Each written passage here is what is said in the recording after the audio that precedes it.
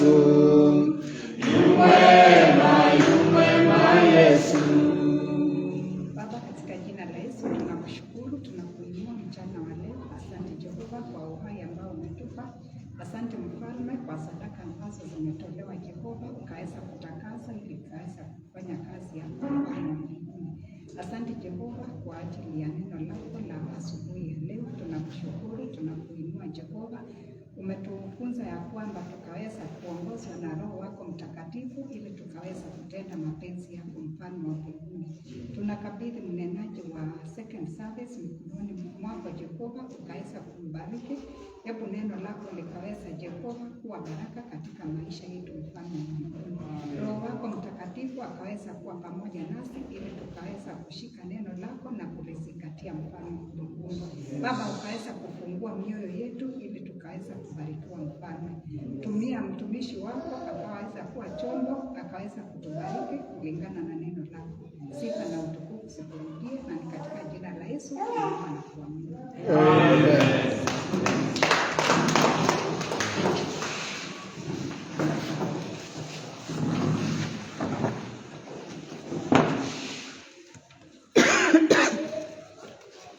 Amen. Bwana asifiwe. Karibuni sana kwa ibada hii ya siku ya leo. Kwa wenye walikuwa wamekaa bila kukuja, tunasema pia karibu.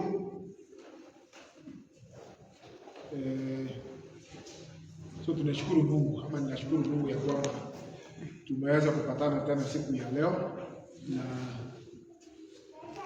Mungu ako na mipango mizuri juu ya maisha yetu.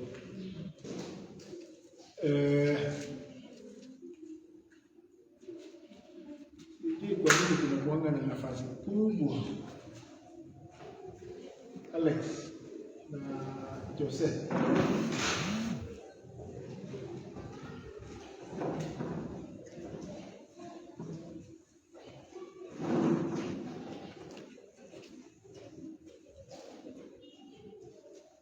Bwana asifiwe. Amen. So maybe nianze kwanza kwa kushukuru pia kwa, nafikiri tumesikia kwa matangazo ya kwamba tumeshukuru kwa ile mchango yenu ya last week na ile safari tulienda.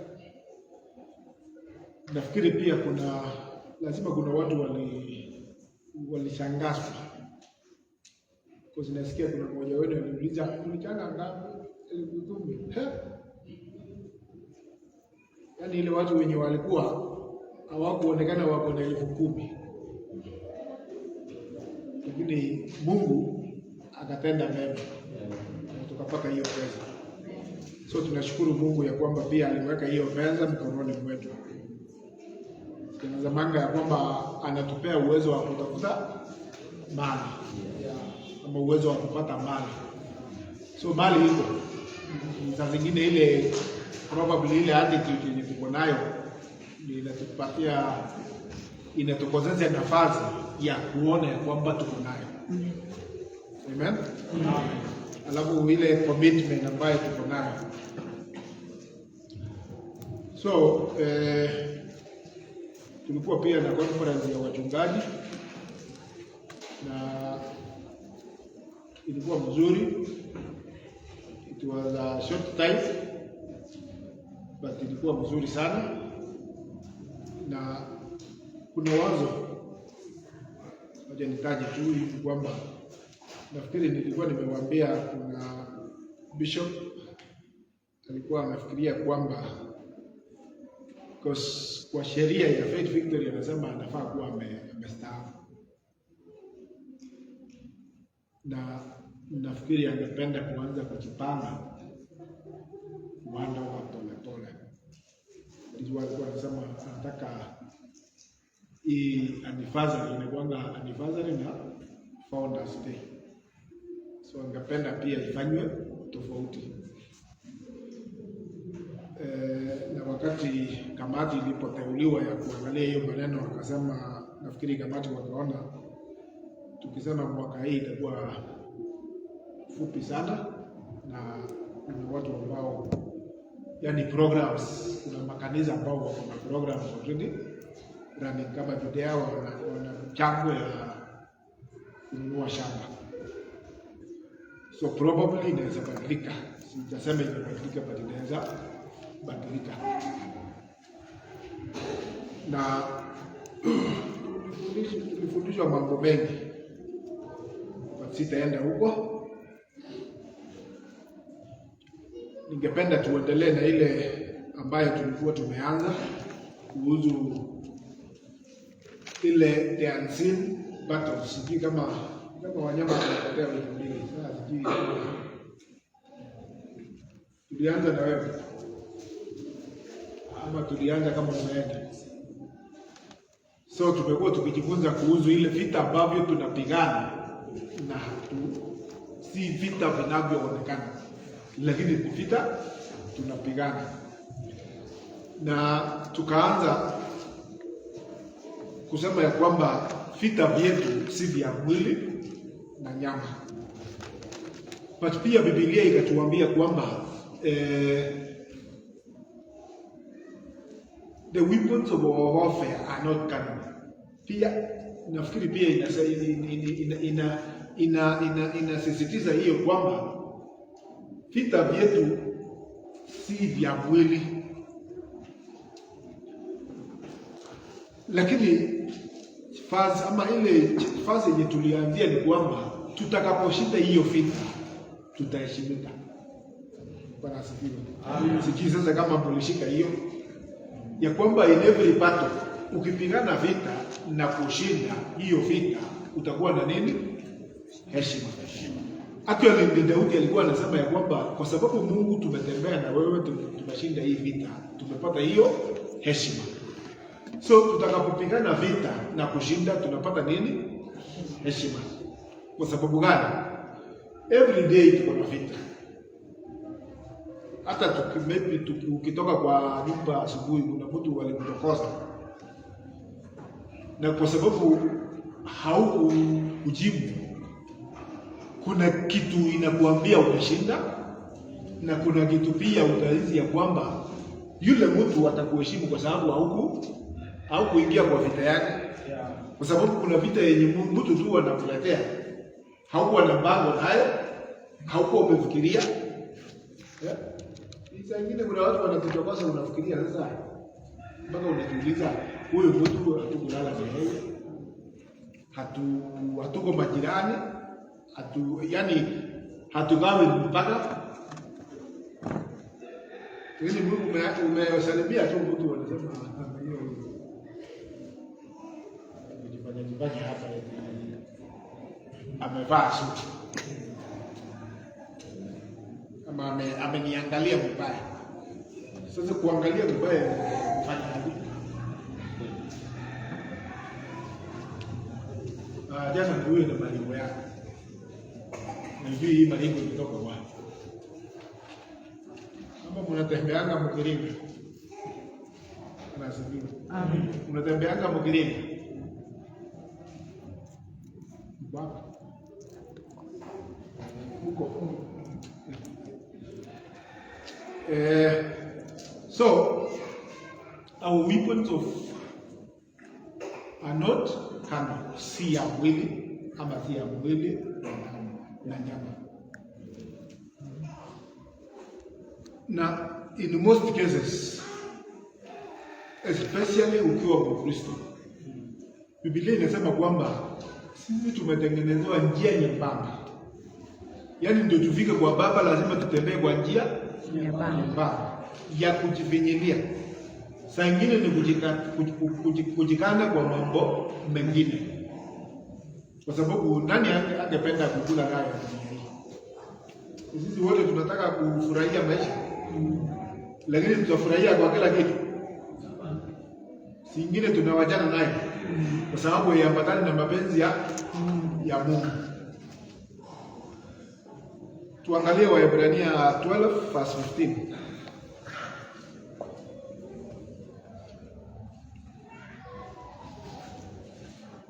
Look after each other so that none of you fails to receive the grace of God. Watch out that no poisonous root of bitterness close up to trouble you, corrupting many. Kiswahili inasema mkiangalia sana mtu asiipungukie neema ya Mungu, shina la uchungu lisije likachipuka na kuwasumbua, na watu wengi wakatiwa unajisi wa hilo.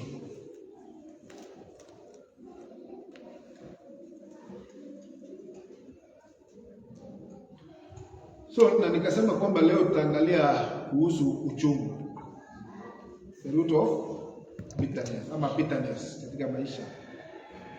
Na kwa sababu ya muda nitaharakisha kidogo, but nikuambie kwamba sijui kama umewahi kuwa na uchungu mahali ile umebeba. Ikasemekana kwamba ni kama mtu ambaye anakunywa sumu na anatarajia mwingine akufe. Yaani wewe ukiwa na uchungu ni kama mtu amekunywa sumu na unatarajia yule mtu uko na uchungu naye akufe. Itawezekana? It is like drinking poison and you expect the person that you are bitter with akufe. Inawezekana? So ni nani anaumia? Mwenye amekunywa sumu, sio? Yeah. So uchungu si kitu yani si mzuri kubebana na nini? Na uchungu. Ya kwamba hii Biblia hii andiko imetuambia mchunge sana ama mkiangaliana sana mtu asipungukie neema ya Mungu. Ya kwamba Bwana ama kwa hii verse 1 inaniambia kwamba neema ya Mungu imetutosha. Amen? Neema ya Mungu imefanya nini? Inatutosha. Lakini ni sisi huwa tunapungukia neema ya Mungu. Because Mungu amesema tafadhali usiachane na hizo vitu vingine. Ukikataa kuachana nayo umeipungukia neema ya Mungu. Kwa sababu Mungu amemwaga neema yake, anataka kila mmoja wetu aifikirie kile kiwango yenye yeye anataka. But if you decide mimi nisiwezi nikaonyeshwa kidole, umepungukia neema ya Mungu ama hujapungukia? Yesu anasema mtu akikonga pande hii patiana, ni wanyama utakubali hiyo? Hata wanyama wamekataa hii, haiwezekani eti atajua yeye ni nani. Mtu akikunyang'anya koti hata shati patia yeye. Yaani unajua by the way ile standard yenye Mungu ama kwa neema Mungu ametuweka ni ya juu hata kushinda ile sheria. Yenye ukiangalia with our normal ile tuliambiwa asubuhi na mwili haiwezekani. But with God all things are possible. I can do all things through Christ who strengthens me. So uwezo wetu si ya hii mwili, si kwa nguvu zetu, ni kwa uwezo wa Roho Mtakatifu. Amen. Amen. Sasa the evil effects of bitterness, madhara ya kubebana na uchungu. Ya kwanza ni kwamba bitterness distorts your reality. Bitterness distorts your reality.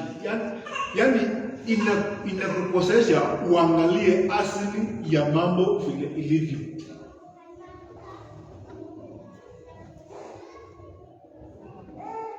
Ninaamini ya kwamba kila mmoja wetu amebarikiwa, si ndio? Yes. Lakini saa nyingine si unajua kuna mtu utaangalia unaona kama amebarikiwa kushinda wewe. Si kuna uwezekano kuna kitu kama hii mawazo, watu wako na mawazo kama hii. Yes. Ama tuseme kwa mfano huko nyumbani mko na mandugu ngapi? 5. Na kuna ule mwenye baba anaonekana anampendelea sana kama Yusufu. Watu wakaanza kumpangia njama. Kwani si walikuwa vijana wa nani? Yakobo. Wote walikuwa vijana wao. kuna mzazi anapenda mwingine kushinda mwingine? Hakuna. Lakini kwa sababu ule mwingine alikuwa mdogo na alikuwa amesaliwa katika uzee wake na alikuwa mwana wa ule mama ambaye alikuwa amempenda sana, wale wengine wakasikia kinyongo, kaona huyu lazima tutamfanyia jambo. Sasa makosa ilikuwa ya nani? Ilikuwa ya Joseph ama ilikuwa ya ndugu zake ama ilikuwa ya baba?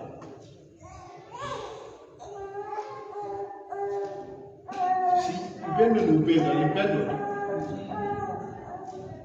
na amshua. Hata sisi kuna ule mtoto unamtuma anakimbia kwa haraka, huyo ndio utakuwa unamwita unamtuma. Sasa kwa sababu ya hiyo, huyo mwingine anaangalia huyu anapendwa, anaanza kumchukia. Si unaona kitu inaitwa sibling rivalry? Lakini kuna singine ile pia unaona tu hii ni bias. Yaani mama tu amempenda tu. Bias ni kwa sababu kuna kakitu, yani kuna kakitu inatokanga huko. Mzito. Lakini sasa kuna sababu ya wewe kusikia vibaya. Si ampende tu. Hiyo ndio vita tunahitaji kushinda. Ya kwamba usisikie vibaya kwa sababu ule mwingine ameonekana kupendelewa. Amen. Kwa sababu pia wakati wewe unaachilia, unawajana na kauchungu ya kufikiria kwamba ule mwingine anapendwa, one, unashinda vita na utaheshimiwa, na namba 2, utakuwa na amani, utakuwa na afya. Kwa sababu ushindi ukisikia uchungu kwa roho, kwa moyo ya kwamba ule mwingine anafanywa nini? Anapendwa.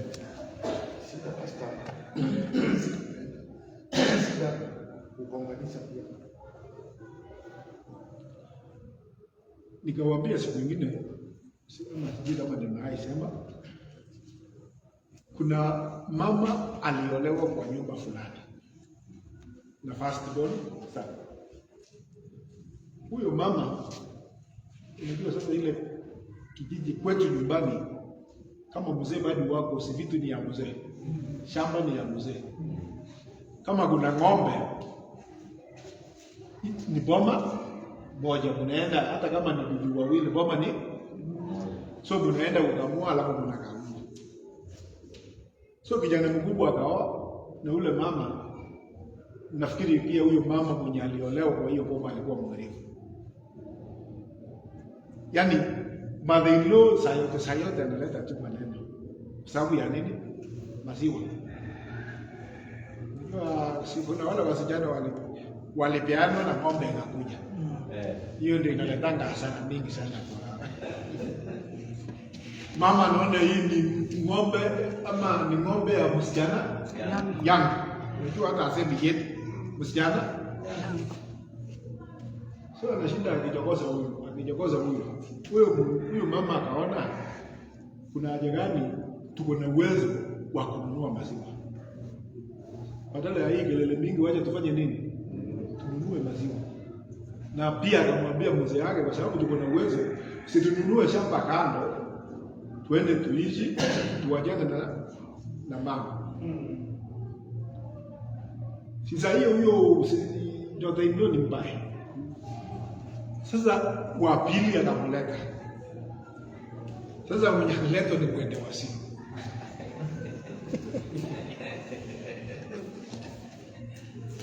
Mother-in-law anataka kuanza ile furugu ya huyo mwingine. Sasa huyo alimvunja mother-in-law mkono.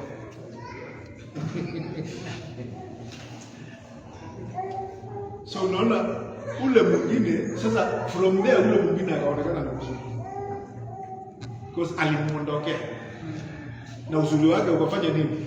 Naondokana. Huyo mwingine akasema usiniletee hii, utakuja nazo.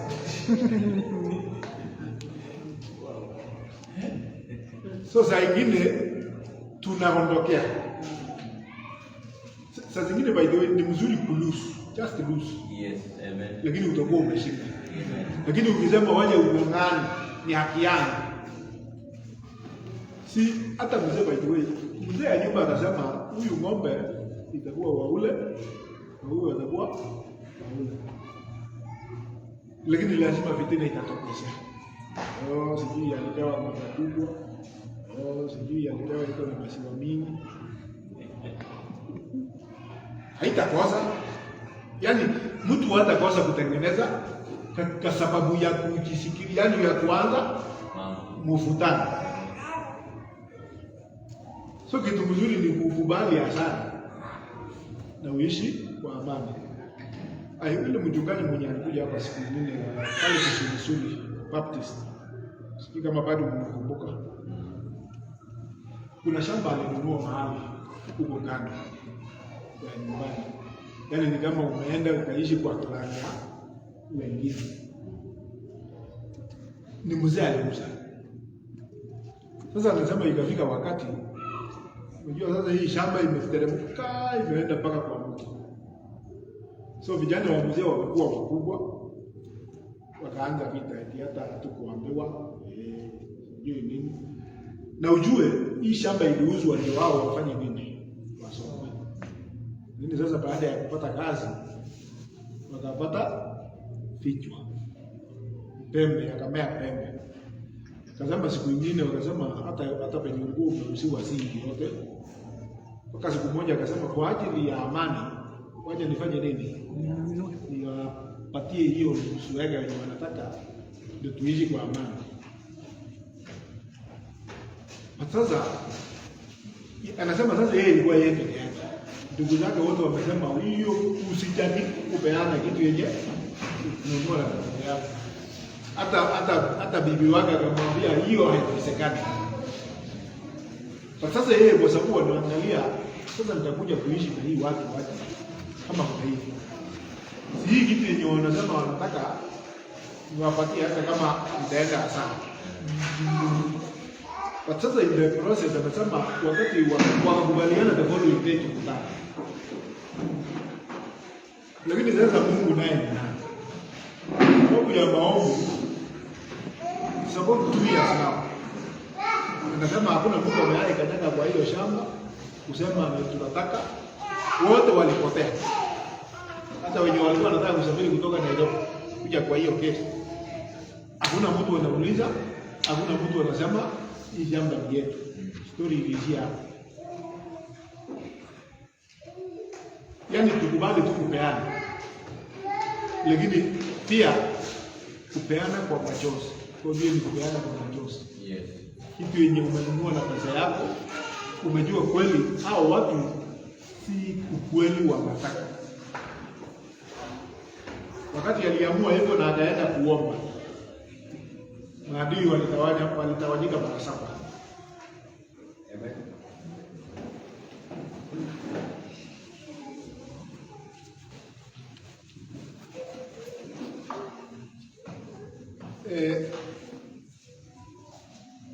Unajua wakati uko na kwa uchungu utaangalia ile umepoteza ukasahau yenye bado uko nayo. Tadi chua inakuwa uchungu ngumu kwa watu wengi kusema asante akipoteza kitu.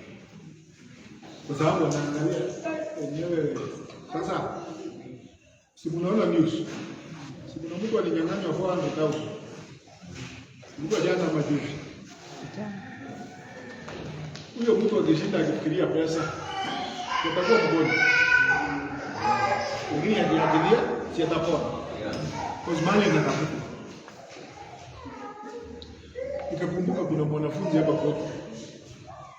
Alikuwa na girlfriend na akaanza kuwa na mambo makubwa, akaanza kutafuta mwingine.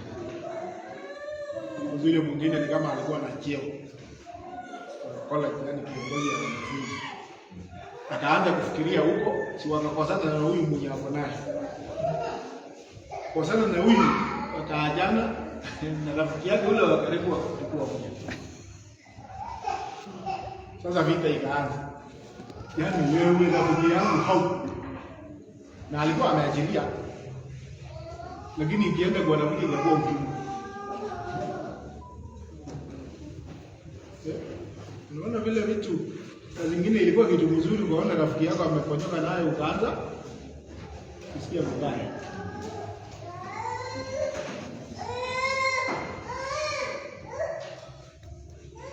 Number 2, bitterness impairs your judgment. Inakukosanisha ufanye uamuzi wa kweli. It impairs your judgment. Yaani hauwezi angalia vile kile kitu kwa vile iko. Impairs. Yaani ni kama kuimpea, ni kama hauipati vizuri, hauoni vizuri. Hauwezi kaa chini na Sasa nimetumia hiyo mfano ya mandugu mko kwa boma, unaona kama mwingine amependwa kushinda wewe. Hauoni ya kwamba nyinyi wote ni mandugu. Hiyo sasa udugu inapotea. Na inakuwa vita yenye maybe hata watu wanashikiana mapana. Kwani wakati ule Daudi na Saul, si David Saul alijaribu kuangamiza nani? David. Kwa sababu gani? Wamama tu wamefurahi, wameimba, wamesema David ameua, Saul ameua 1,000 na David ameua 10,000. Uchungu kataingia. Watu wanamsifu kijana mdogo kushinda mimi. Kwani alikuwa na hasara gani? Hakuwa nayo. Yaani wimbo tu, sifa tu umepewa. Na mtu anaanza kusikia uchungu.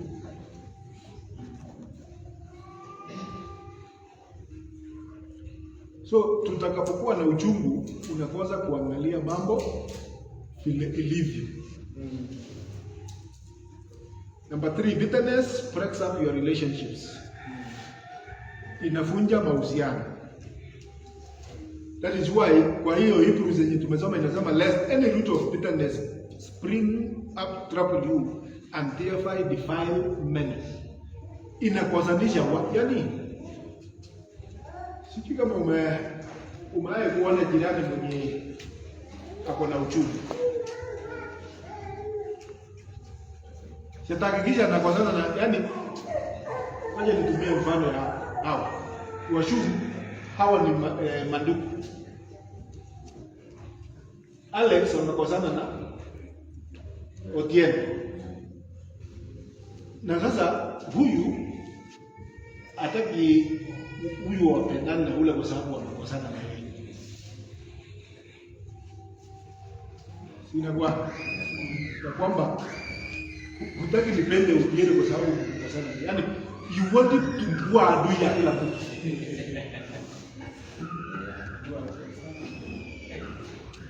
Na yani kwani tulikosania wewe? Ni wewe, ni nyinyi wawili mlikosana. Si sisi wote. So watu wakikosana usikie vibaya kwa sababu maybe ni rafiki ya ndugu yako. Unataka pia ndugu yako wakosana na yeye kwa sababu mlikosana.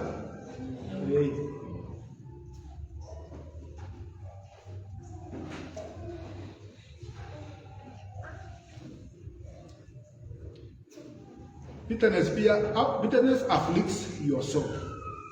Inaumiza roho. Na mtu mwenye roho umeumia, mtakana na huyo mtu vizuri, atakuwa akikutafutia makosa. Kwanza naona alikosewa, so hata wewe unataka kumkosea. Yaani ni ule mtu ameweka mipaka mingi. Unasifiwa. Amina. Nani ambaye sikia nafikiri nimetaja siku nyingine mtu akisema all men are dogs.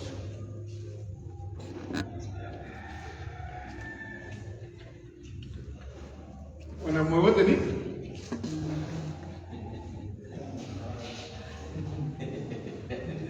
kwani alikosana na wanaume wote? Alikosana na mmoja. Lakini how comes all of them are wote tu ni sawa. And sometimes by the way, nimesemanga kama unafikiria wewe ni mzuri, then kuna mtu mzuri mahali. Si eti wewe ni mzuri hao wengine wote ni wabaya.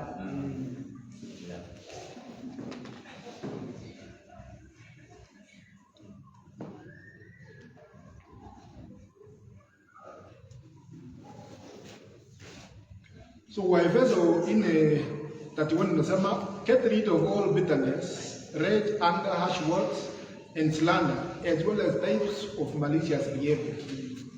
Instead, be kind to each other, tender-hearted, forgiving one another, just as God, through Christ, has forgiven you. Jinsi vile Kristo, Mungu kupitia kwa Kristo amewasamehe. Aya, twende sasa the other thing about kitu ambayo tunapaswa pia kupigana, unforgiveness. Yes. Yeah. Kutokuwa na msamaha ama kutosamehe. Na mtu akasema release the prisoner and you discover the prisoner was you. Ya kwamba ajilia huyo mfungwa na utaigundua ya kwamba kumbe mfungwa alikuwa ni wewe. Bwana asifiwe. Mumewahi kukosana na mtu? Hapo tuanzie hapo. Mumewahi kukosana na mtu? Ili ukasikia utaki kumsamehe. Na hata ilitokea kwa ile barabara unataka kuingia kwa hii. Hiyo ni nini? Uko kwa kifungo. Na nikasema siku nyingine kwamba kuna vitu vingine vyenye vikitajwa unasikia vibaya. Ya kwamba kuchapona kutokana na hizo mambo. Yaani is an experience ulipitia na bado iko kwa moyo wako na ikitajwa unasikia ni uchungu. Kumaanisha one haukusamehe na uchungu bado iko ndani ya moyo wako. Ukisamehe unakuwa free, hiyo mfano, hiyo kitu itumike kama mafunzo kwa watu wengine. Lakini ikitajwa kama an example, kama angalia unachunguza Bwana. Anasema mambo ya ile hali it was an example. Unforgiveness. Ile experience unapitia mbaya ndio kusamehe. Na kuna research ikafanywa inasema ya kwamba marriage ya kwanza iko na 50-50 chances ya kusamehe. Ama ya sema kusurvive ama kucollapse. 50-50 ni kusurvive na kucollapse. Watu wakifanya divorce na aoe mara ya pili, chances ya kucollapse ni 60% ama 62%. Akioa ya tatu, chances ya kucollapse iko 70%. Yalizo kwa nini? Huyo mtu hakukubali kwanza kuona, ndio aangalie sasa watu wa ile lens ya kawaida. Kwani sisi wote ni wanadamu. Kuna vitu yenye tunafanyanga na ukiangalia ule wa pili anaanza kufikiria, hii nimekapitia. Unaachana naye.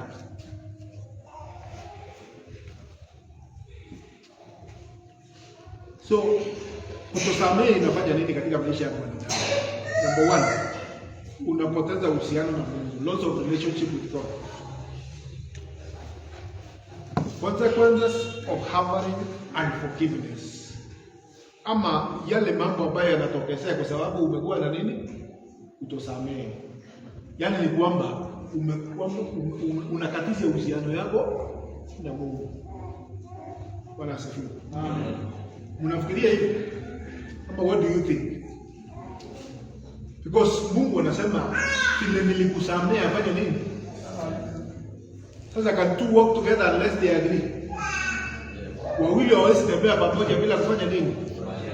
Kama hujakubali kusamehe inamaanisha hukubali na Mungu. So umekatisha uhusiano na hapo na So kama kuna mtu umembeba katika moyo wako hujai msamehe, jua uhusiano yako na Mungu hakuna. Si niwaambia Mungu aliweka standard kubwa kwa neema. Hata kama tuna sasa zingine tunachezea neema, Mungu aliweka kiwango ya juu kwa wakati wa neema.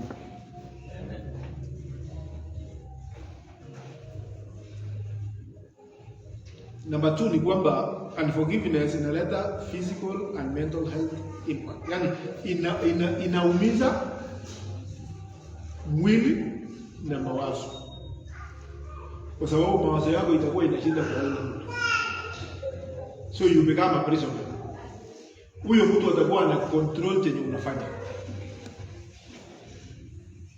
Akishauri tunasema amenishautia.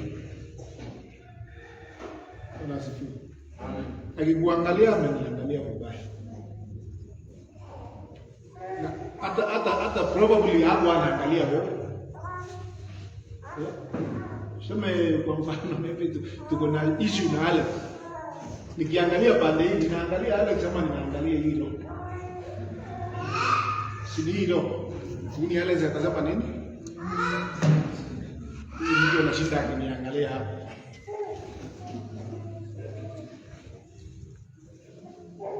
So unaona akili si mzuri, akili iko mgonjwa. Na effect ya akili kuwa mgonjwa, utaenda hospitali, utavutiwe penye shida iko, daktari anasema haoni shida. Sasa ukitoka pale unaambiwa ende kwa mganga sasa. Unaenda kwa mganga anakuambia ni jirani yako amekuroga. Na kumbe ni kichwa yako iko mbaya. You are mentally sick. Unaona vile shetani saa zingine anatupeleka. Sasa anatupeleka kwa ile mambo ambayo haihusiani na Mungu. Unasahau Mungu ya kwamba Mungu as long as uko ndani ya Yesu, mambo ya kurogwa hakuna. Unless umpatie nafasi shetani. Bwana asifiwe. Amen. Kama mnakubaliana na mimi na hiyo.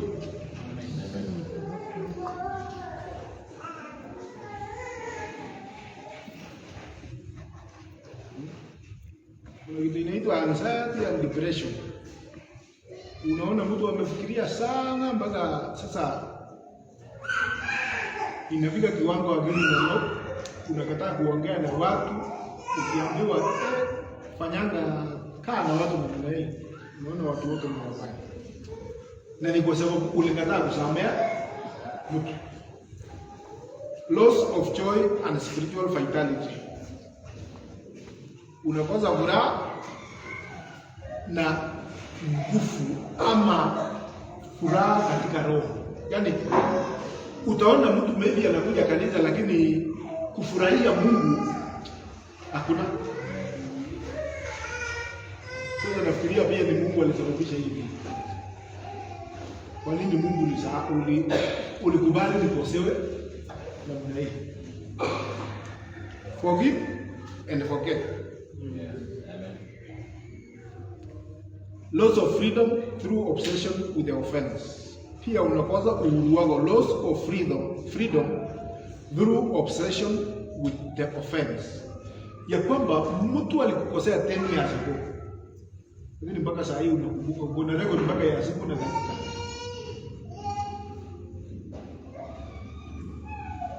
Penye nilikuwa shule, tulikuwa na mwalimu mwenye ukimkosea anaandika kwa kitabu. So that kulikuwa na kesi siku nyingine kwa management, anatoa sasa kitabu yake. Tarehe fulani nilifanya hivi. Kwa hiyo na alikuwa mwanaume. Unajua wamama wataandika yao kwa akili. Lakini sisi kwa sababu memory yetu ni kidogo, nakaamua kuandika wapi? Kitabu.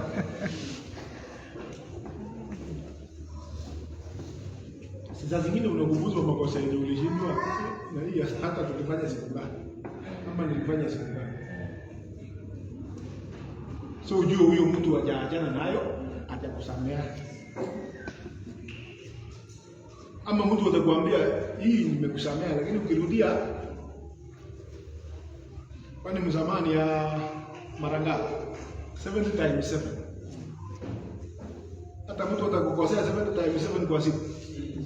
Is impossible. Kumaanisha msamaha is something perpetual. Yaani hauna option.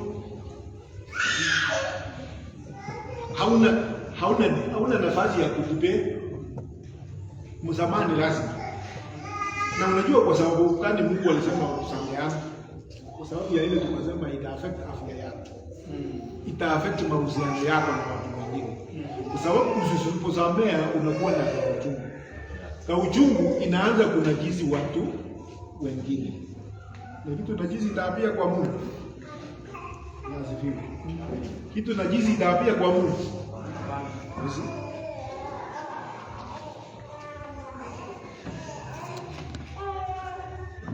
So wakati wote utakuwa unafikiria tu huyo mtu mwenye alikukosea. Ndio tunasema unakosa freedom. Freedom yani inakunyang'anya freedom ya kuishi maisha yako vile Mungu anataka uishi. So consumed by the offender, controlled by the offender, conform to the life of the offender. Yule mtu alikukosea ndio tunasema anakucontrol. Akisema kitu you react. Yaani unafikiria ni yeye alikuwa ni wewe alikuwa anataka.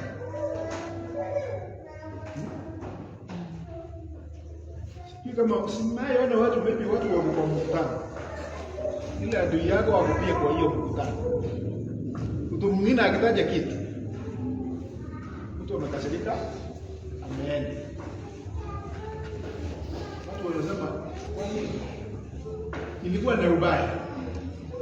Kumbe uko na kauchungu wenye umeweka utasamea. Umeweka follow na inakuumiza na watu hawajui. Hata kama wanajua mlikosana. Watu tu watajua huyo sababu ya idea ya huyo, kwa sababu ni yeye hataki amefanya nini. By the way, hata kuna vitu siko vile tunapanga maendeleo. Yes. Saa nyingine mtu amesema kitu hapa idea mzuri sana.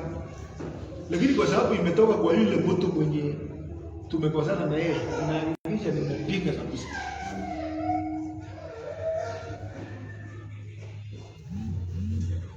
Loss of hope and development of depression.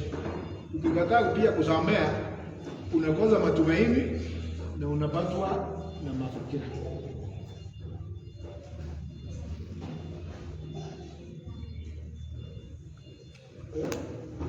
Nasikia mtu akisema mimi nilifanya nini? Yaani kwa nini mimi? Unaanza kublame situation inakupata kwa sababu unafikiria watu wanakuondokea. The other thing is kwamba generational impact on children and grandchildren.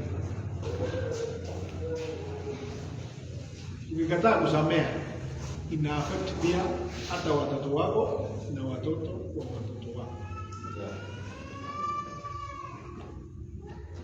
Sijui kama hiyo inaingia.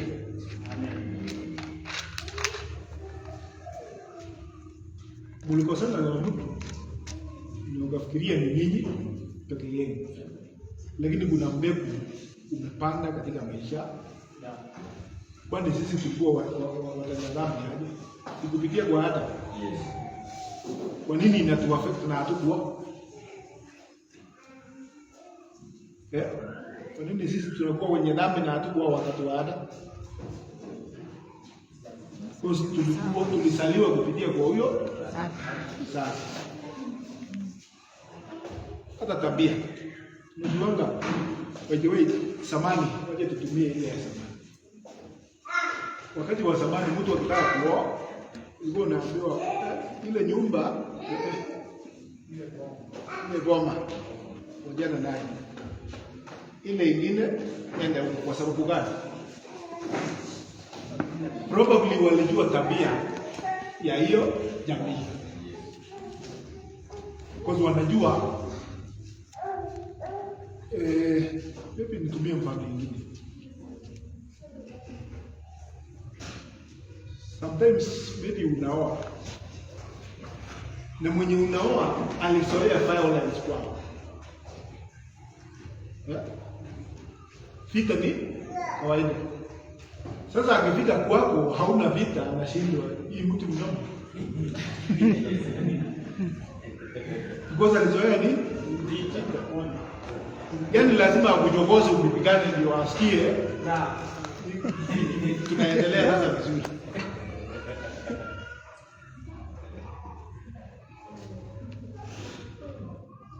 For the Lord, Exodus 25, for I, the Lord, your God, am a jealous God, visiting iniquity of the fathers upon children to the third and fourth generation of those who hate me.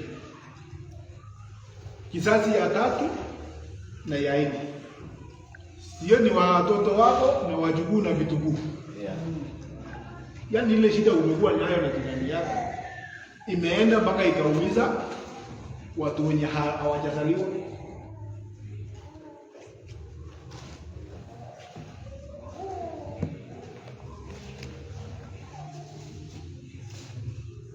Bitterness and forgiveness. Number 3 is about greed, tamaa. Hii vitu yenye tumesoma, ninaomba ya kwamba Mungu atusaidie tupigane nayo na tushinde vita hiyo vita.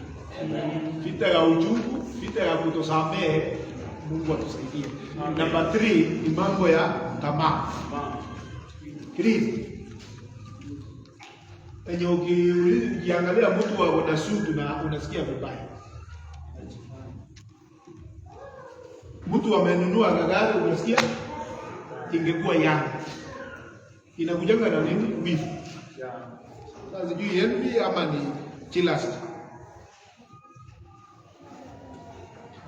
Na mtu akasema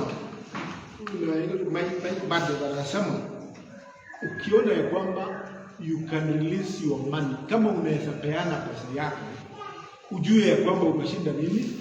Tamaa. If you can give out your money for a certain purpose, tena inamaanisha umeshinda nini? Aya. Yagoe. Ni kama wakati hakuna pesa kwa mfuko unasikiaje? Yeah. Ati? Utakuwa sawa. Unajua kuna watu waonanga amani kama hakuna pesa kwa mfuko. Na wako na hasira mingi.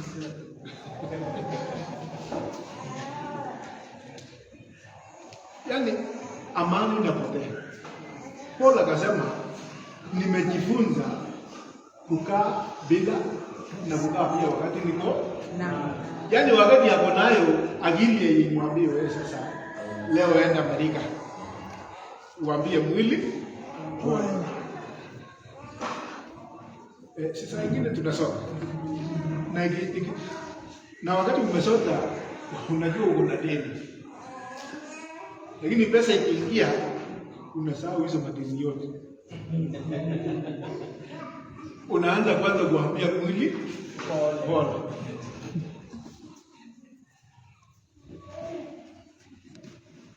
Effects of greed.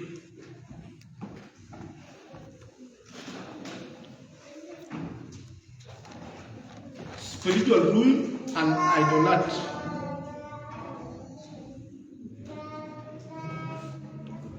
Ya kwamba tamaa, Biblia inasema ni kuabudu sanamu. Inalinganishwa na kuabudu sanamu. Yaani ile kitu unatamani sana ndio imechukua mawazo yako yote mpaka ikakuwa sanamu, umesahau ya kwamba Mungu ako. Si kuna watu wakujanga kanisa kwa sababu hawana pesa. Ama kwa sababu hana nguo nzuri.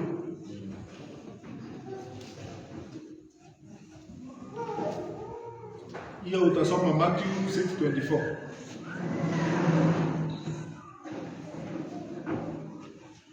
Destruction of life and soul.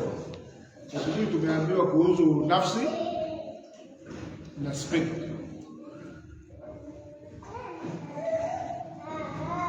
1 Timothy 6:9-10. Tamaa inaumiza nafsi.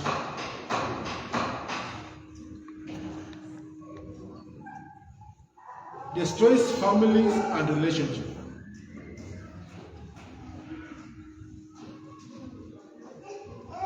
Tamaa pia inaharibu family na mahusiano.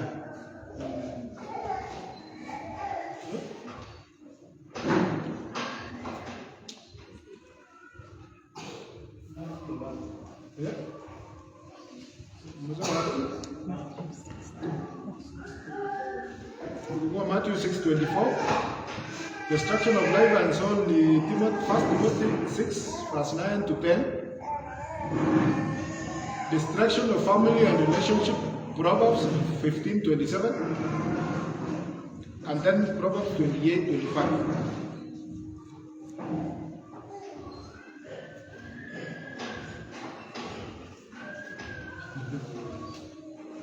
Sikia mtu ukisema mimi sikuolewa nikuje nikuwe mbele.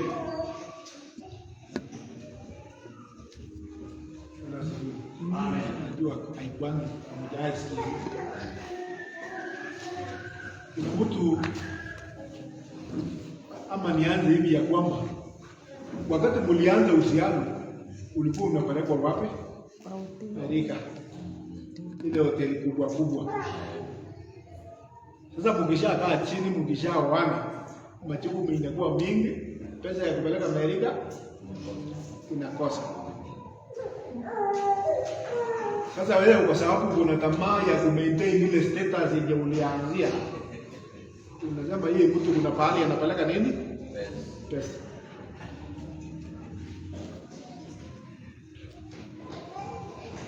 Hata siku watu wanakasirikanga wasiponunua nguo ya Christmas.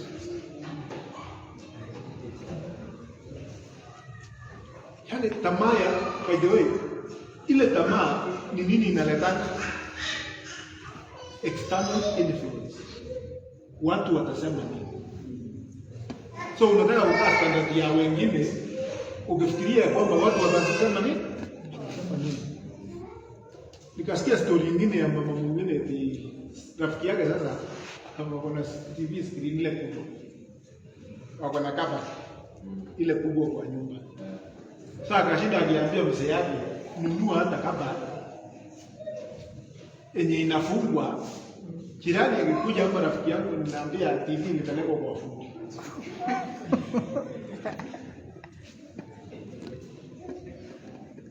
Na yani rafiki yake tu, influence ya rafiki yake ndio inafanya asikuane mbaya.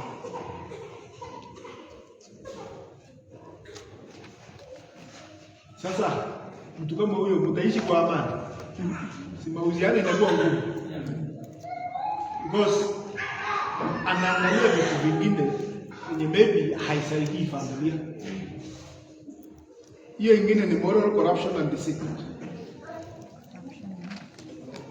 Read moral corruption and deceit.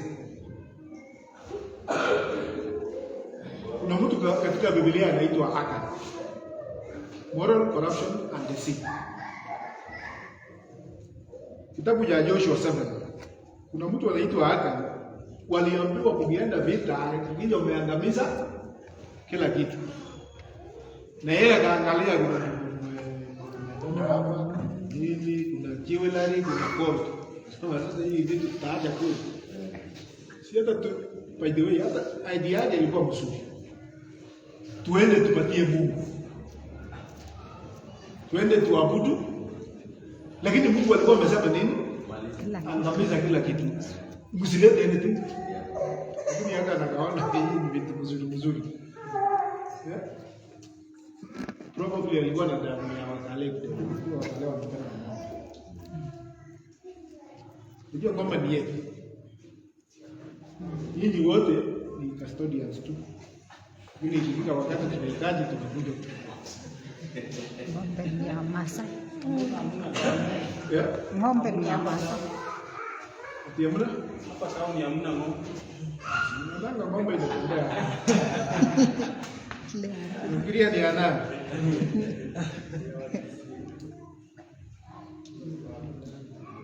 So hiyo itapata kwa Joshua 7, 1 Kings 21. The other point ni kwamba unfulfillment and anxiety. unfulfillment and anxiety. Yaani ukiwa na tamaa hutosheki. Na kila wakati unashinda kama unaona yule mtu anakaanga kwa mwisho wa kiti. You are at the edge. Kwa kitu inakuambia leo sina kitu, nitafanya nini? Unaamua kudanganya. Nipatie pesa, kesho jioni nitakurudishia. Na unajua yenyewe hata wewe hauna namna. Lakini itakusumbua akili. So inakuletea stress na anxiety. Lakini utakapokaa kama Paul mwenye anasema nimejifunza kukaa wakati niko nayo na wakati sina. Yes, amen. Amen.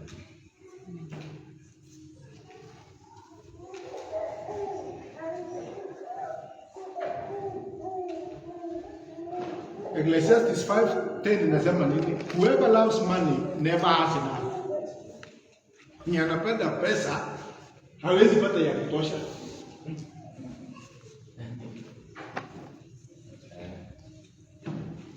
Hiyo point ya mwisho ni divine judgment. Ukiwa na tamaa mingi, kuna hasira ya Mungu juu yako.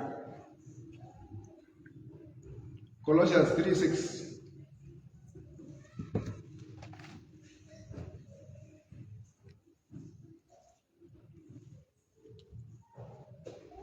So katika Biblia kuna watu ambao walikuwa na tamaa, na nimetaja moja ni Achan katika Joshua 7, mfano ya watu ambao walikuwa na tamaa katika Biblia.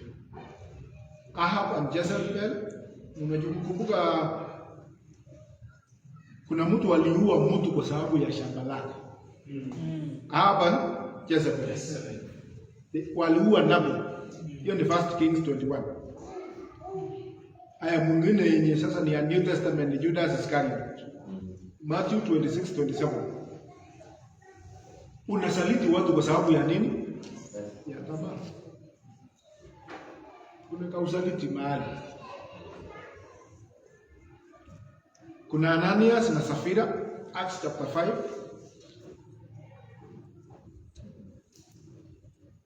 And then the rich fool, Luke chapter 12. Yule mtu aliulizwa umechunga sheria, akasema hiyo tangu utotoni mimi nilichunga hiyo yote. Ndio sasa imebaki uza mali yako ufuate kama ya Jesus. Jaka mchezo.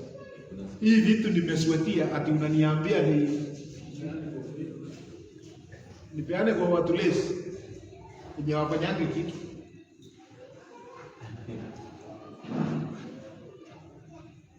Hiyo vita ingine yenye tuko nayo ya mwisho ya about rebellion or lack of submission. Because mliona ulikuwa natafuta opposite ya submission, nikakuta kitu inaitwa rebellion, kuwaza. Ndio sisi tukue na tabu hii yote ni kwa sababu ya Adam kuwaza nani? Mungu. Yaani kukataa kukaa chini ya maagizo ya Mungu. Ndio ikatufanya tukuwe wenye dhambi.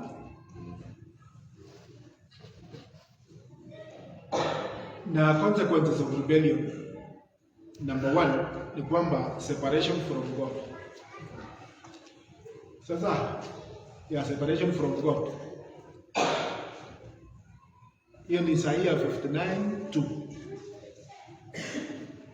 Si tumeongea kuhusu unforgiveness, na tukasema pia inakatisha uhusiano yake na nani?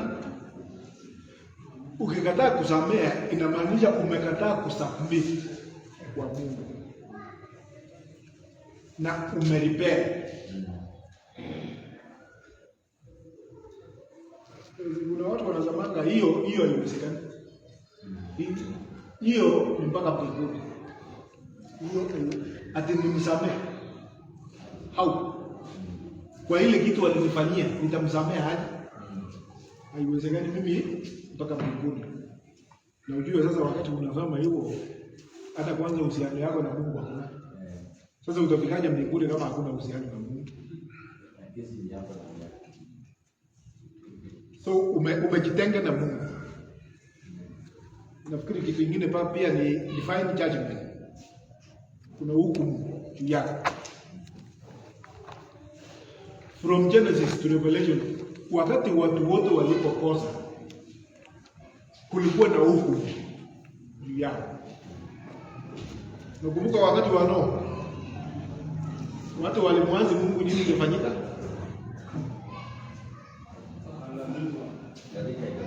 Waliangamizwa na gharika, sio? Sodom and Gomorrah moto. Kupelekwa Babylon, si kuna watu walitekwa mateka kwa sababu ya kukataa maagizo ya Mungu. Number 3, loss of blessing. Tunapoteza baraka. In rebellion we lose blessing.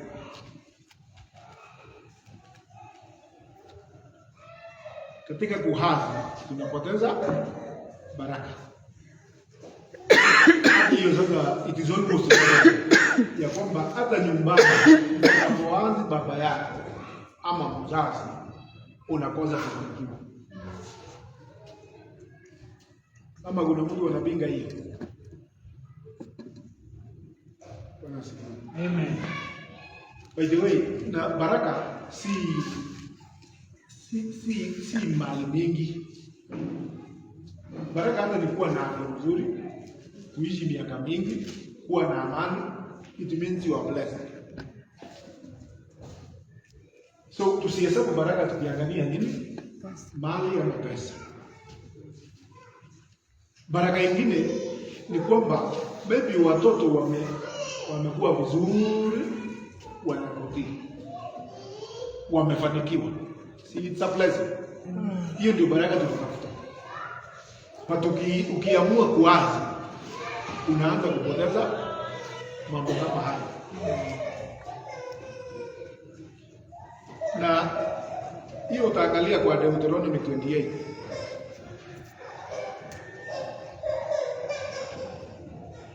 Ya kwamba tumeambiwa tukifanya hivi, tukitii tunabarikiwa ABCD. Tukijitahidi tunalaaniwa na hii laana na hii laana. So the other point ni kwamba spiritual death, tunakufa kiroho. Asubuhi tumeambiwa wakati tulikosa tukakufa. Na maybe hiyo ndio swali za zingine hizo za vitu vyetu. Because ukufa ni kukufa literally. Wengine kina Adam hawakufa, but finally walikufa. Hawakufa physically, lakini walikufa finally physically.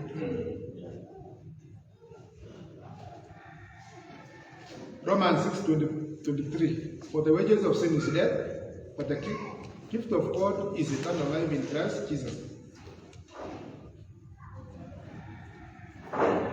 And by the way, spiritual death pia inamaanisha umetenganishwa na Mungu. Eternal separation with God. But kuna habari njema hapa ni kwamba tutakaporudia Mungu na kukubali kukaa chini ya Mungu, kuna urejesho. Amen. So the good thing about God is kwamba tutakapokubali ya kwamba Mungu nimekosa na nikurudie, tunarejeshwa. If we confess, that is 1 John 1:9. If we confess our sins, He is faithful and just to forgive us our sins and to cleanse us from all unrighteousness. Ya kwamba tutakapokiri dhambi zetu. Hiyo inamaanisha nini? Kama haukuwa una msamaha, unakubali ya kwamba sitakuwa mtu wa kusamehe. Kama umekuwa mtu mkaidi, unakubali ya kwamba mimi nimekuwa kaidi. Kama umekuwa mtu wa tamaa nyingi, ya kwamba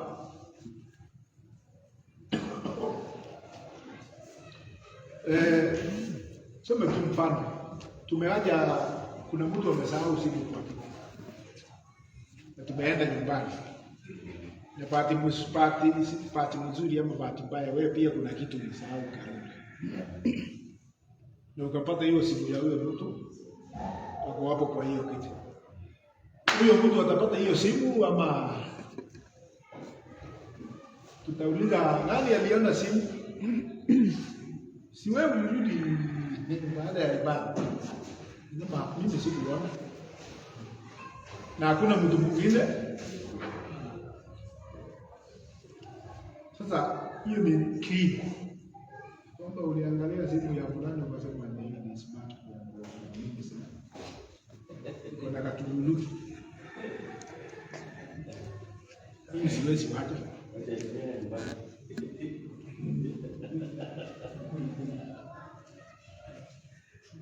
So, confession, ukiri, ndio itakurejesha kwa Mungu ama kwa mapenzi ya Mungu. Tusimame.